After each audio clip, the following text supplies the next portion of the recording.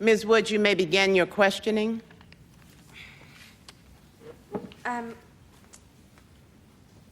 First of all, I would like to point out that not only is there no proof in this case, but there's a complete lack of mens rea, which by definition tells us that there can be no crime without a vicious will.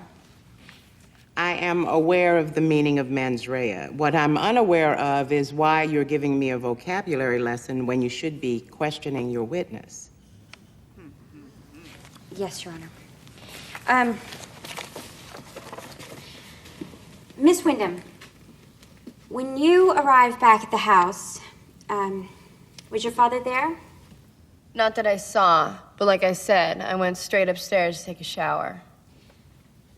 And when you came downstairs, what happened?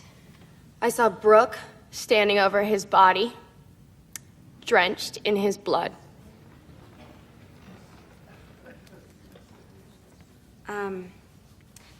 But Mrs. Wyndham didn't have a gun. No, she'd stashed it by then. Move to strike that from the record, Your Honor. It's speculation. So stricken.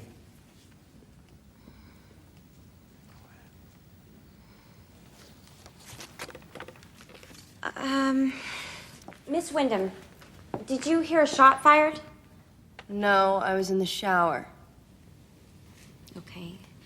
So, sometime in the 20 minutes that you were in the shower, your father was shot. I guess. Your father was shot while you were in the shower, but you didn't hear the shot because you were in the shower? Yes. I was washing my hair. Where is she going with this? Have a little faith, George.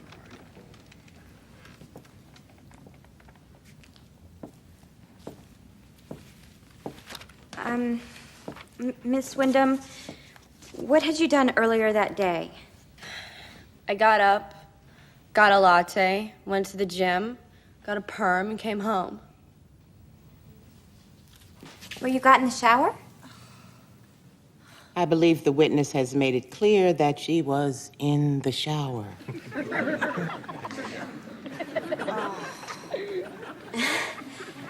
Yes, Your Honor. Miss Wyndham, had you ever gotten a perm before? Yes. How many would you say? 2 a year since I was 12. You do the math. You know, a girl in my sorority, Tracy Marcinko, got a perm once. We all tried to talk her out of it. Curls weren't a good look for her. She didn't have your bone structure. Oh. But thankfully, that same day, she entered the Beta Delta Pi wet t-shirt contest where she was completely hosed down from head to toe. Objection. Why is this relevant? Oh, I have a point, I promise. Then make it. Yes, ma'am. Chutney, why is it that Tracy Marcinko's curls were ruined when she got hosed down?